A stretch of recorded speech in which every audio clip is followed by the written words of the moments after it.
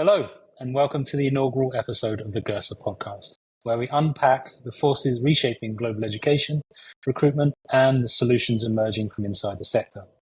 I'm Nolan Kauser, the Chief Marketing Officer and one of the founding partners of the Global Education Recruitment Standards Authority, or simply GERSA.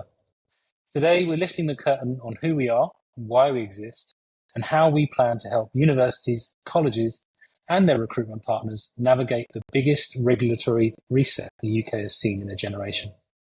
Joining me are two of the driving minds behind GERSA, Nick Golding, the original convener of our founding team, the person who first spotted that the sector needed a single, standards-led organisation to turn compliance challenges into a shared opportunity, and Birgit Hurst, a veteran of international admissions and agent management, whose on-the-ground experience is shaping our practical toolset, from sponsor license auditing to agent governance support.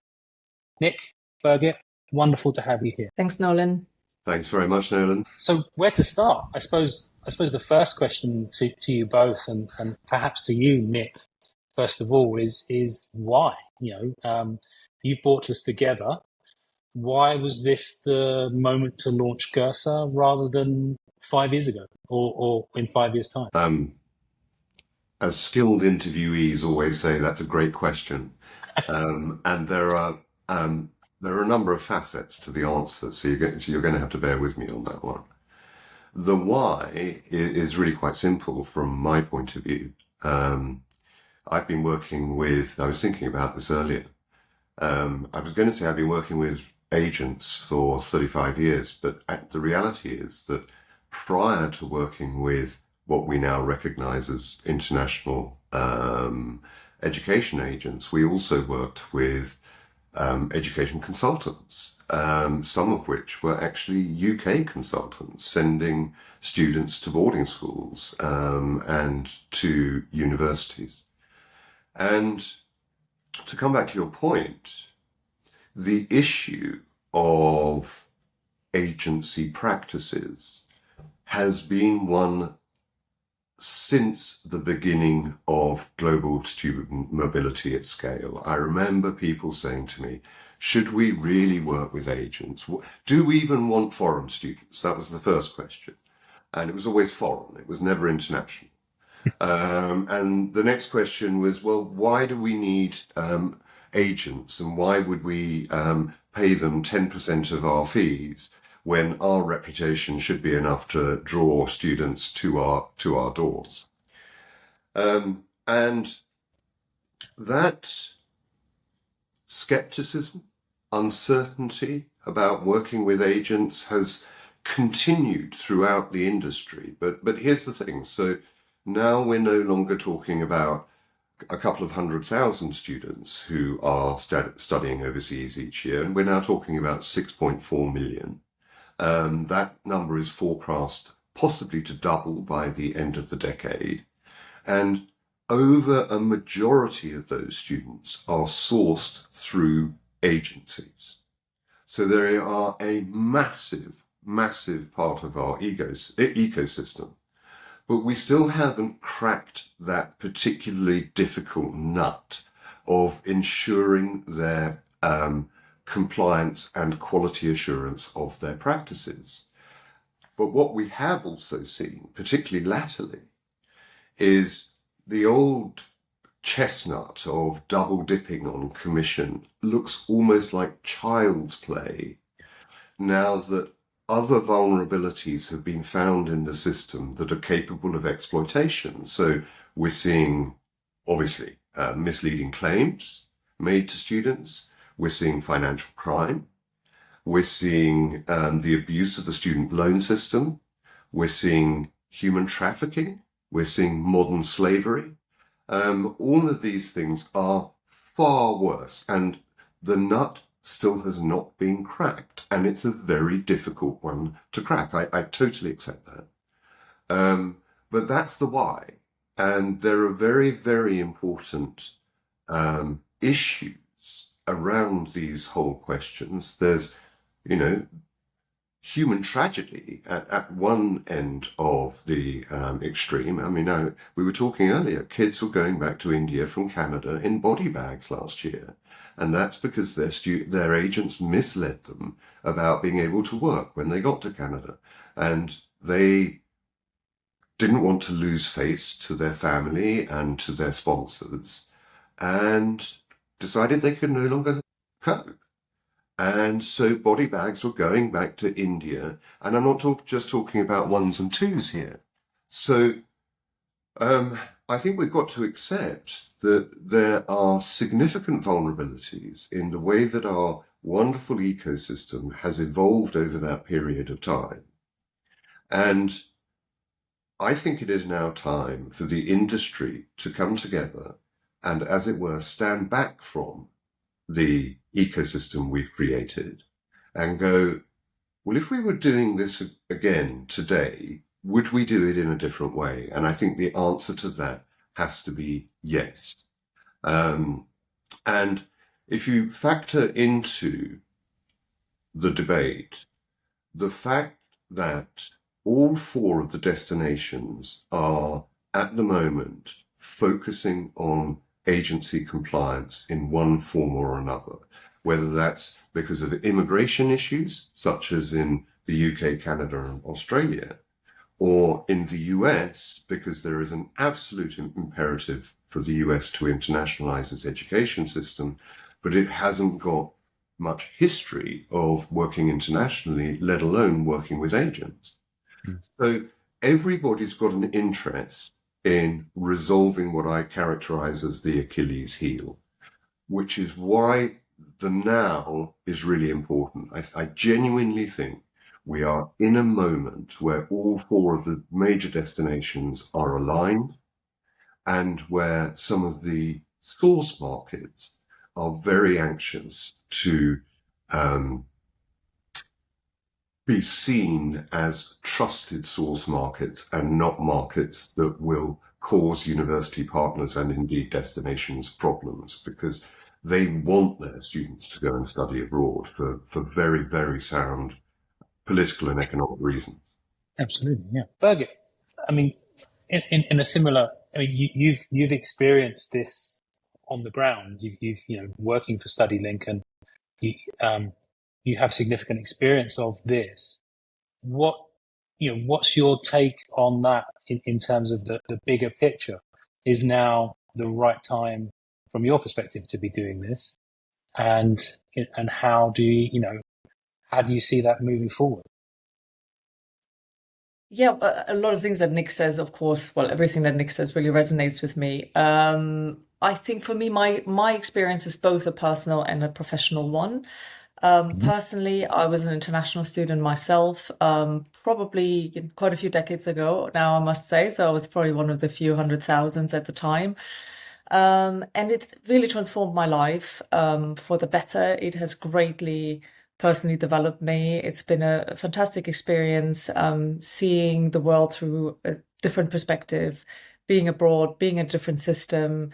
It has taught me a lot. It has probably humbled me. So it's an experience that I really wouldn't have wanted to miss. And I wanted to be available for my children and for other students who want to do that. So I see a real threat at the moment that there might be blanket bans on certain countries where universities can no longer recruit from, that out of the four big destination countries, so we're talking USA, Canada, UK, and Australia, so the big sort of Anglophone countries, that they some of them might be very difficult to reach for students. So I want to have a world where that these opportunities are open to people and they can go and study in these countries without too many problems and too much red tape. Professionally, Nolan, as you say, I've worked with StudyLink, I've worked in the pathway sector. I've more recently worked with Flywire as well, more on the payment side of things. So I can really see that education providers are struggling with the current landscape. They really want to do the right things. They want to recruit qualified, genuine students who also stay on, complete the program, who pay their fees, but they find that difficult. Why? Because there's ever new ways of committing fraud, of new challenges. If we think about the new AI landscape, so they're all emerging very, very quickly. They have to grapple with that.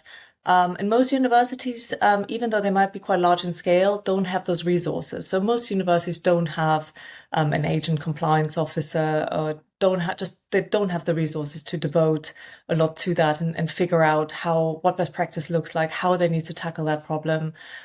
So I've been in many conferences or roundtables that we have convened where universities asking desperately, please help us, provide us guidance how to do this, how to do it easier, more efficiently and more effectively. Because at the moment, everybody doing this by themselves is not efficient and not effective. It's not efficient because everybody's going away and investing resources and effort trying to solve the same problem. It is not effective because in many cases, they do not have the experts. They're not aware of the best practice, of some of the ramifications. It is a difficult area when we think of financial compliance rules and sanctions and so on and so forth. So they want help. So there's a real demand that I have seen in the sector for this. We have solutions already in place. So it is not that we have a complete greenfield here and everybody's just waited for us to come and do this. There has been great progress made. A lot of the sector bodies who have put forward great initiatives, such as the Agent Quality Framework, that have gone quite a long way in setting some standards and providing guidance.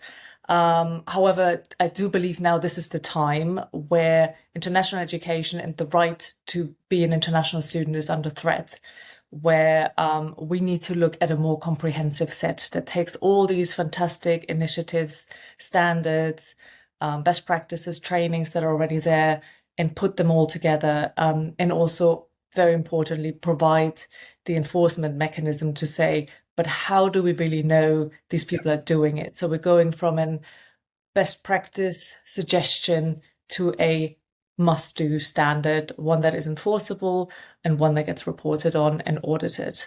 As, by the way, other industries have sort of done similar things as well. I think that's really interesting. You touched briefly on this sort of the concept of the cost and universities not having a key person, a compliance officer, for instance, in place, or many of the universities not having them. Universities are under significant cost pressure.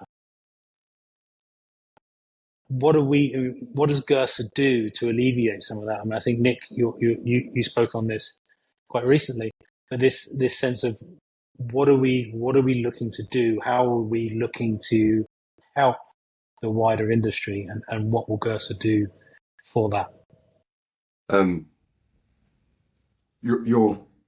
The first part of your question was addressed at education providers, and I'm going to deal with that bit first, I think. So, as I mentioned earlier, the way policy has evolved, you've got policy putting pressure on institutions, and what it's done through the work of people like the AQF is defined frameworks of how institutions should go about selecting and then managing their agent partners. And it then requires that each institution does that with each of their partners. And it therefore, through no fault of its own, creates a very inefficient system of duplicated mass due diligence. Put another way, loads and loads and loads and loads and loads of universities are asking exactly the same questions of their agency partners time and time and time and time and time again. And just so we don't discount this as a British phenomenon, the US institutions are doing it, the Australian institutions are doing it, the Canadian, the New Zealand, and so on and so forth. So, if you are Sunrise in Taipei, all of your institutional partners are asking exactly the same questions of you over and over and over and over again. Now, joking aside, UUK did a really interesting piece of work in 2023 where, in conversation or consultation with their university members, they figured out that international officers were spending between 5 and 6 days per annum on each of their agency partners. Now that adds up to an awful lot of person power days over 140 plus institutions, bearing in mind that some of those institutions will have hundreds of agents within their networks. Some of them may only have 80, 100, 120, but all the same, if you've got 100 agents for your institution and you're spending 5.5 days a year on each agency, I calculate that's 550 person days for a small size institution is spending on exactly the same due diligence that the university 100 yards down the road, their person is spending. Yeah. Now, so both institutions and agents are participating in a very inefficient mass duplication model. Plus, we know that the vulnerabilities in the current system are leading to a lot of bad debt, as well as all of the other social issues we just talked about. So Birgit's previous organization, StudyLink, did a report on this, and they estimated that the global cost of bad debts from international students was approximately $500 million a year. Now, if we're able to engender more trust in the system and weed out those bad operators that create absconding students and bad debt students and student loan abuse students and so on, we're talking about a massive saving. Let's say we were able to save conservatively 20% of that money, because most of those students will have come through rogue agents, right? So if we can save them, you're going to have to help me with the maths here, Birgit. It's not my strength, as you know, but I'm looking at $100 million a year. So, well, that's just the financial default cost that has been extrapolated, actually, by Flywire, which is the organization that bought StudyLink about a year and a half ago.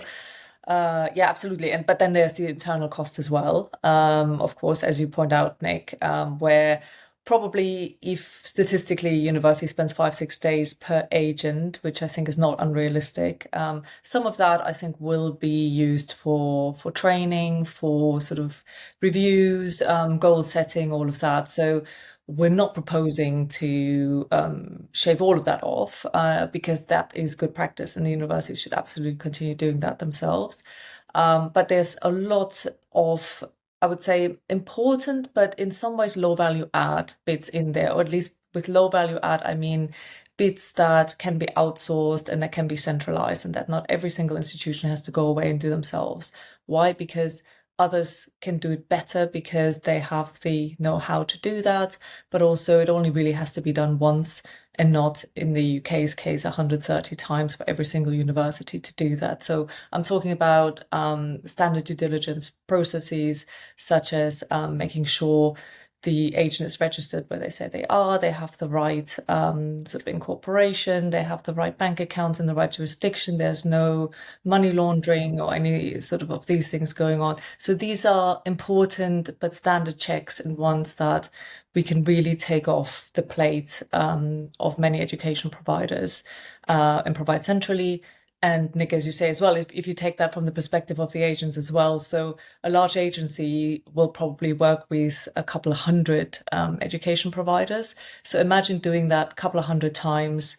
You provide the exact same documents, the exact same explanation. So yes, they probably have that all at their fingertips all ready to go. But however, then there will be questions coming back and forth, and also providers being unsure of what that needs to look like. So they might be asking for things that are not even necessary, or have to sort of, the agent almost has to explain the process to them that they should be going through. So a lot of that can be simplified. And I think that will create great value and efficiency, both for the agents as well as for the institution. And that's really at the core of what GERSA is trying to do.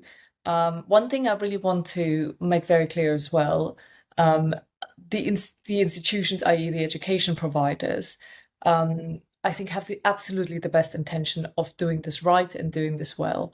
The reason why I think we can help them with that is because of that superior knowledge we have in that area, that sort of expertise we can help them with, but also that efficiency that comes with being an organization that works on a global scale and with multiple institutions. So I have no doubt that every single university and every single of their staff members wakes up every morning and wants to do the right thing, wants to find the right agents, wants to find the right students, absolutely. But we can help them do that. Yeah, and here's the thing, which is in absolutely no one's world is agent due diligence the core purpose of a university. They are teaching and research institutions, and I don't believe that most international officers went into universities or any other education institutions in order to do compliance audits. Whereas it is absolutely our core purpose. There is nothing else that we are going to be doing. We're not doing any training. We're not doing our entire mission's focus is on agency quality assurance. So, you know, I think that just supports the thesis, really, that we are here to support institutions, agents, all stakeholders within the ecosystem, and crucially, the end user, which is, I think, one of the other weaknesses of some of the frameworks that are in existence and the accreditation systems, which is that they don't reach the end user to provide reassurance at the point of inquiry that they're dealing with a trusted agent, that the counsellors had the appropriate training, and so on and so forth. So we can bring all of that together, but I'm still not going to let us get away with not putting a number on the savings that GERSA could deliver to the sector. So if we go back to my thesis of saving, roughly speaking, $100 million of bad debt a year, and by our calculations, we reckon we can save about 100 million of compliance costs globally throughout the sector. So over a 10-year period, that's £2 billion dollars of money saved in the sector, and therefore capable of either reinvestment or delivering efficiencies for the sector as a whole. You know, put like that, it's not only a compelling social mission, it's a compelling economic mission. While improving quality. So, you know, it's I mean, the cost savings are crucial, and they're crucial, of course, to also help us fund what we do at the end of the day. But ultimately, is also you can save costs while also improving the quality of what is being delivered, which is such a fantastic opportunity. And it's a cliche to say, but it's absolute win-win here, because the agents win, the universities win, the quality side wins, the cost side wins. Yeah, ultimately, right? Well, The student wins. absolutely. By having more reassurance, by having better transparency, and by keeping markets open for them. The other thing that I wanted to raise as well is of course, beyond the due diligence, it's also important to report where things have gone wrong. And I think that's important. One, because so that we as GERSA then know where more checks are needed, but also important to inform future users of the sector, education providers, but students, where to go and where not to go. So compiling the statistics of what some of the outcomes were as to, just to give a few examples, where fraud has happened, where visas have been rejected, or where there were very high non-completion rates with education providers. So that's really important to know. And if you think about it, if you buy items online, any e-commerce company of a decent size will be on Trustpilot. So many people look at that and feel reassured if an e-commerce company has a high Trustpilot rating. Now, when I talk to universities, they would absolutely love that to exist in the higher education sector, because it is really surprising given the amount of money involved, both for the students to come and study abroad. So we're talking about tens of thousands of pounds, dollars, but same also for the universities paying agents commissions. Again, there will be per agent, per student in the thousands of pounds. That doesn't exist. So you're completely in the dark. You don't know if the university down the road had a terrible experience with an agent. A student who's thinking about which agent should I work with doesn't know whether other students have had misleading information from that agent, whether they've had a happy outcome. So complete darkness. And I've been asked many times, what is the organizational institution that a university should report these experiences to? So if they've had a disappointing experience or an unethical experience with an agent or fraudulent documents or something like that, where do you report it to? Most of them are not confident to report that to the Home Office because they think that is probably not quite their mission, but also it feels daunting because then, of course, if you report all the misdeeds where things have gone wrong to your regulator ultimately, then things might get banned and not happen anymore. So GERSA very much wants to be the organization that helps clarify the standards, but also then goes out, audits, and provides due diligence against these standards, but then also finds out where these standards have been breached and where more work needs to be done. I think that's really important, and we've spoken at length, I think, Birgit, around this idea of empowering the institutions. I think there's another piece here around the agents themselves, and certainly the ethical agents. They should be welcoming this tougher governance, right? Because it's an opportunity for them to showcase how good they actually are. Because the reality of it is the vast majority of the agents out there are actually incredible and produce incredible outcomes for the students that they're placing in universities. I think I think Birgit, you could speak on this idea of GERSA essentially being agnostic in this. It's about empowering and helping everyone, right? I think they'd be right in saying that. Absolutely, and that's why I think it's important that we do not participate in the commercial transactions between an education provider and an agent. We don't have anything riding on that. We are a non-profit organization. Our main mission is not to make money, but to help provide support to the sector so that international recruitment can continue successfully for many years and decades to come.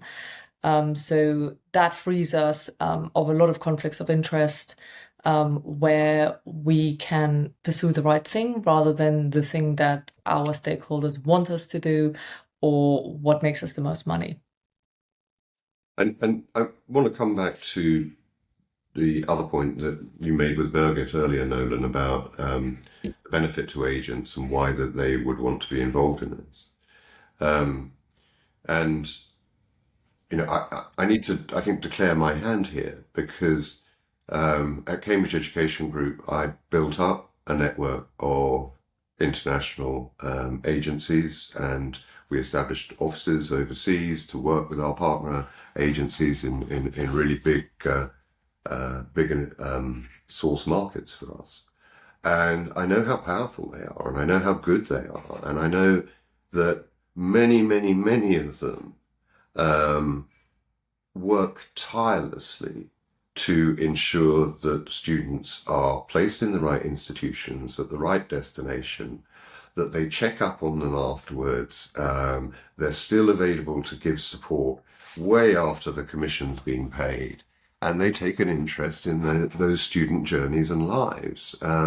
So, yeah, my mission here is firmly not either to cut the agents out of the ecosystem or to hammer them.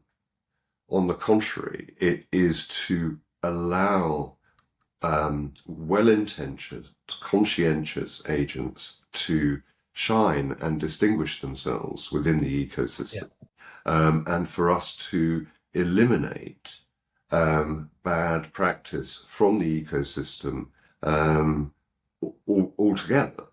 That has to be a great thing. And I think there's one other thing to say here, which is, can you imagine a world where international students were no longer weaponized as part of the domestic immigration debates? Can you imagine a world in which we didn't have to defend international students and why they come to study in the UK, the US, or everywhere else? There's only two ways of doing that. One is to take them out of the net migration statistics, which the UK government has made very clear it's not going to do. Or you engender such trust in the system and eliminate such exploitation that is no longer an issue. Now, I know that sounds really lofty and ambitious, but imagine if we could achieve that and take foreign students out of the tabloids. You're right, Nick. It is completely mind-blowing they're even being made scapegoats at times for other things that might go wrong with migration, might be unwanted. There's a lot of misperception. I think one that also where the tabloids probably don't help with the narrative that they spin and the way they report that. It's not an area very many people know much about in terms of what the economic impact are of these international students, in terms of what the transformative impact is on their lives, what they bring back to their host countries, the soft power that comes when they go back to their home countries, and bring back a love and understanding of the UK or the US, Australia.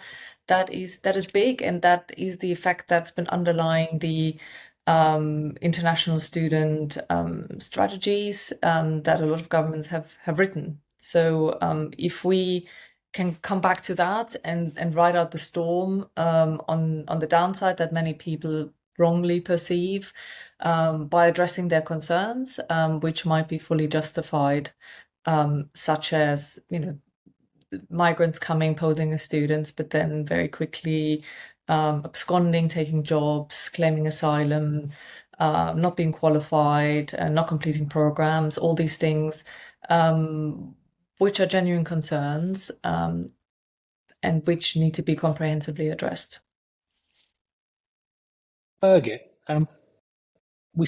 you touched briefly on the AQF earlier in the conversation. Why did you decide that GERSA should complement rather than replace the agent quality framework? And how does that positive stance align with GERSA's long-term influence strategy? Well, we believe that the AQF has been a fantastic step in the right direction in terms of providing guidance, in terms of setting standards for recruitment, for agent, for universities who use agents, has the good practice guide, which many education providers found very helpful in clarifying how they can get the best out of their agents and minimize risks that come with agent recruitment. We believe this is a great building block that we want to work with. And I'm very keen, particularly, to work with everybody who has been involved in developing the AQF because of that wealth of knowledge they have in the area, and where they also know, because they've already established a standard, put it out there, so they already know what is working, what's not working, where there might be gaps. So that would be great help in helping us go that step further, which is in terms of GERSA, a lot more of a toolkit and enforcement mechanism to make sure that all these great intentions that are in the AQF are brought to life, and that we have transparency as to who is doing that well and who has more homework to do. Yeah, I think the point here is that the AQF has set out some standards which are excellent, noble, and obviously incredibly well intentioned. What we're here to do is not redefine those standards or anything else. Those have been established. We're here to help providers fulfill those frameworks in a more efficient and cost-effective way. And for the AQF, read the same frameworks in other destinations. What we can do is help providers in all destinations fulfill their agency quality framework equivalents, and at the same time bring all of those people together to co-create improvements that will make the ecosystem even stronger. And I'm just going to say on this, trust me, because I speak to Australian providers and I speak to providers in other destinations, and they are doing things that are not happening in the UK, and they've got the know-how. We have some know-how in the UK, which we should be sharing with other destinations to help them. This isn't about working in silos or competing. This is about us all collaborating as stakeholders in the international education ecosystem to fulfill all of the things that we know need to be fulfilled to engender trust in the ecosystem. Yeah, so Nick, yeah, that's an interesting point, particularly the global mission rather than a national mission of a standard setting and enforcing organization is so important, and I've seen that at work at a previous job when I used to work for the World Gold Council, which is the representative body of the corporate gold mining industry.